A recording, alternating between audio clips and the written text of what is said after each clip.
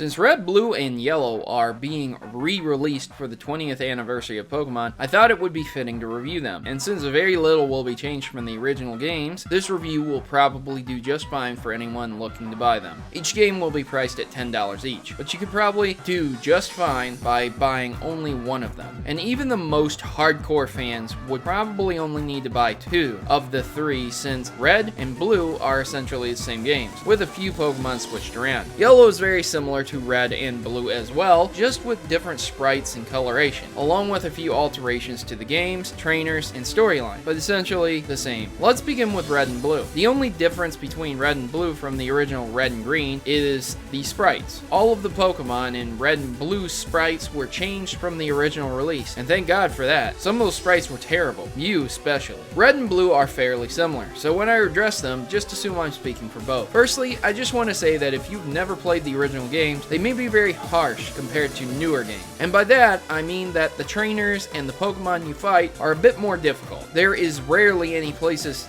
that you are given a chance to heal in caves, buildings, and out in the open. It's a real stock-up dungeon crawler typey game. There are no team-ups, no double battles, and a large number of things missing from the more conventional Pokemon games of today. The biggest thing you'll notice is special defense, and in Gen 1, special only counts for both defense and attack of special defense and special attack. And speed is also what causes critical hits to happen more frequently. These two things are big differences from modern Pokemon games. So, if you have played the later generations but never played the original Gen 1 Red and Blue, this won't be so hard to adjust to. But if you're new to it, you might have a rough time. So, the game starts off simply by prompting the player to name their character and their rival. Go ahead and name your rival the worst thing you can think of on the planet because he is an asshole in the game. Oh, yeah, and if you're a woman, you can't change the gender of the character. But that wasn't because of sexism, it was just due to the lack of memory. That was a dropped feature along with a good chunk of Pokemon and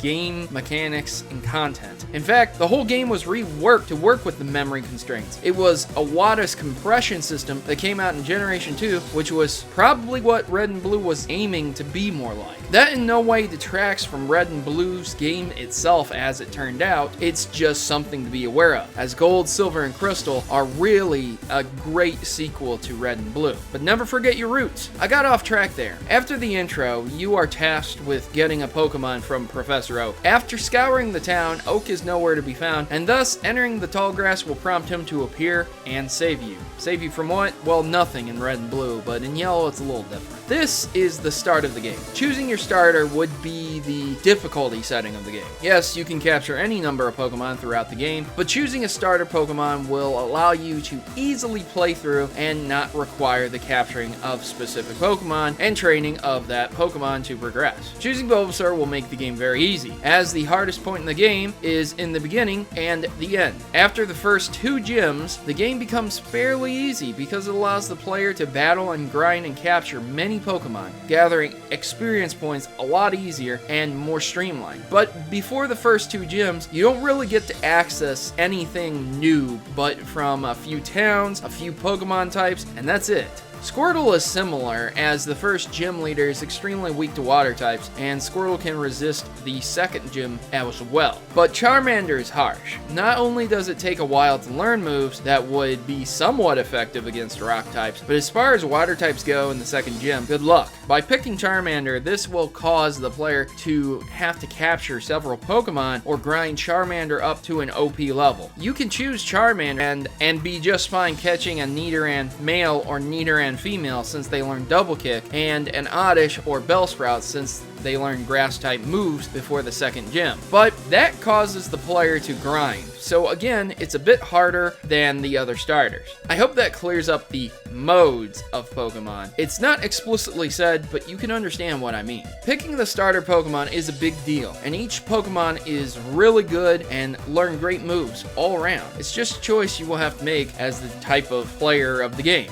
After choosing a starter, you are tasked with 2 things. 1, to complete the Pokedex, and 2, beating all all the gym leaders and becoming the Poké League champion. After a quick battle with your rival, you're sent along your way. In traditional RPG form, there are all kinds of things that will impede you from traveling to locations that are too high of a level for you. Water, fences, bushes. There is always one clear route in the game, and getting lost is fairly hard to do. The game excels in giving variety. You can choose which Pokemon you want to use, up to 6 of them on your team at one time, and combining different types is the key to victory. I won't spoil any more of the game, but there's a third objective in the game that crosses your path as well, and it's a compelling addition to the story. Let's get on to the basics of the game. Gameplay wise, the games hold up pretty well and are similar to the tried and true RPG formula. Turn-based combat with speed mechanics, critical hits, and RPG elements. The games also incorporate light puzzle solving, requiring you to do some block-moving puzzles, exploration puzzles, and simple gameplay puzzles.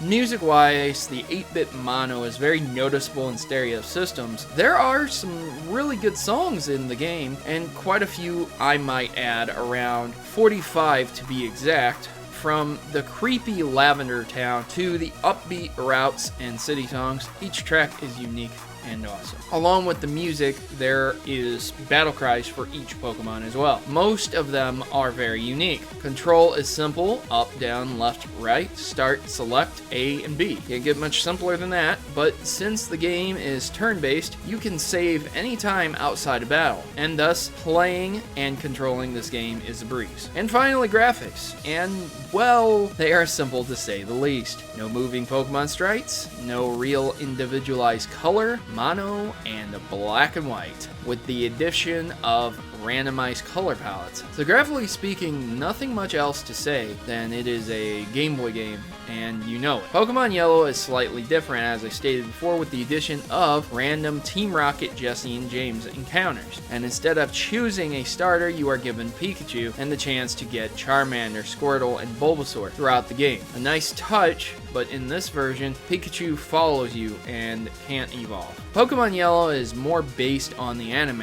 had upgraded colors, sprites, a few features, but all in all is still the same game, just updated a bit from Red and Blue. So, are these games worth $10 each? Well, yes and no. I would only suggest buying one at a time and only buying Red or Blue and Yellow. Currently, to play these games, you have to pay around $20 to $30 each on eBay for one and have a Game Boy of some kind, or use the dark arts of emulation, and I do not condone emulation, as it often is not a one-to-one for the game experience. What's the final verdict? As far as Pokemon Origins, I think Generation 2 is much better and more solid experience, and for newer games, Heart Gold and Soul Silver would be the best earlier gen Pokemon experience. But if you have never played Pokemon Red, Blue, or Yellow, you should at least attempt one game. And if you enjoy it a lot, try out the other one. I give Pokemon Red, Blue, and Yellow an X rating. Great games for their time, and they did some really interesting things. There were issues that held them back during their development. Wait a minute, X rating? Well, what the hell is that? Well, put simply, Pokemon is the first of its kind. Other games have done similar things, but Pokemon was the only game in the series to be so successful at it. X signifies that it was one of the first, if not the first, to do this style and be so successful at it. So I hope you enjoyed this game review, and leave me a like if you did. I've been your host, Protomario, and I'm signing out. Good gaming, and God bless. Thanks for watching my video and making it to the end. And would you please consider subscribing to my channel? By subscribing to my channel, you are not only supporting me, but also joining a community that is against stereotypes, lies, and fraud in gaming. I work my hardest to inform my subscribers of important stories that might affect them. From new games to important updates, the Mavericks are always informed. If you are tired of political correctness ruining your gaming experience, then join my rebellion, because PC isn't for me. And if it isn't for you either, consider yourself a friend of the Mavericks. Subscribe today and you'll be in good hands.